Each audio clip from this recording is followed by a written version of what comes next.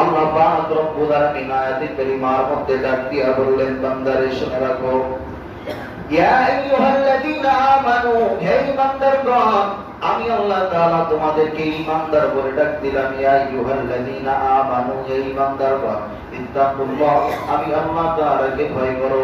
হে মুসলমান বান্দা, ভয় করার মতো ভয় আল্লাহ তাআলাকে করতে হবে।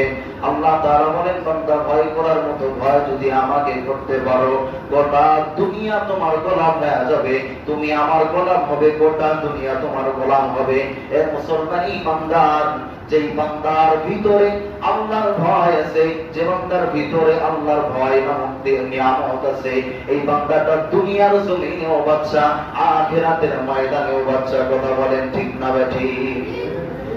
মুসলমান যুবক ভাইদারে আমার, ভয় তো করেছেন হযরতে ওমর, ভয় তো করেছেন হযরতে আবু বকর, ভয় তো করেছেন হযরতে উসমান, ভয় তো করেছেন হযরতে আলী রাদিয়াল্লাহু তাআলা আনহু। এর মুসলমান ঈমানদার, আজ এই বাংলার জমিনের মুসলমান যদি আল্লাহ তাআলাকে ভয় করত, ভয় করার মতো ভয় করত, তাহলে এই বাংলাদেশের যুবক ভাইয়েরা ইহুদিদের পক্ষে স্লোগান দিতে পারত না।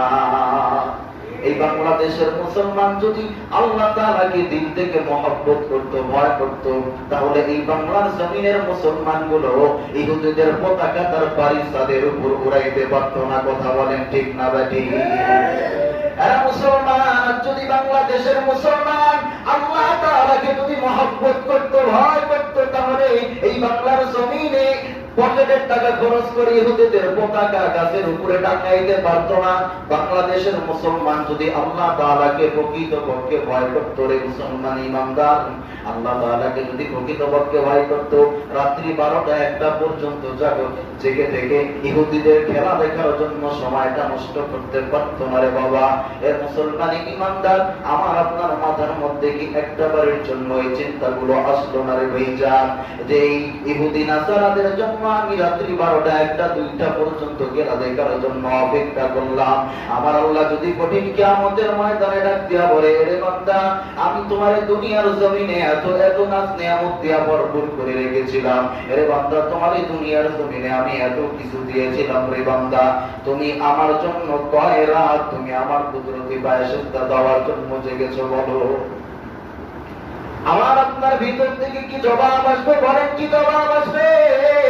আল্লাহ তাআলা যদি বলেন, হে বান্দা, কত রাত তুমি আমার জন্য জাগছো বলো?